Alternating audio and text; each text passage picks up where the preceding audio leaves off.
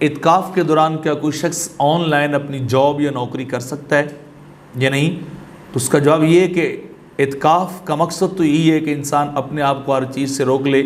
اور اللہ کے لیے خالصتاً اپنے وقت اپنی ذات کو وقف کر دے اور ادھر ہی متوجہ رہے ذکر و فکر کے اندر اور دیگر تلاوت قرآن کے اندر۔ لیکن اس کے باوجود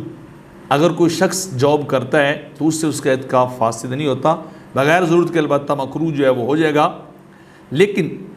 اس نوکری کے دوران جو آن لائن جیسے آج کل سہولت چل پڑی ہے وہ کر رہا ہے موبائل پہ یا اپنے لیپ ٹاپ پہ،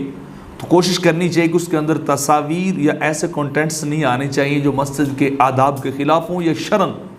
جو جائز نہ ہوں۔ تو ایسے کنٹینٹ سے، ایسے مواد سے انسان کو بچنا چاہیے۔ ہاں البتہ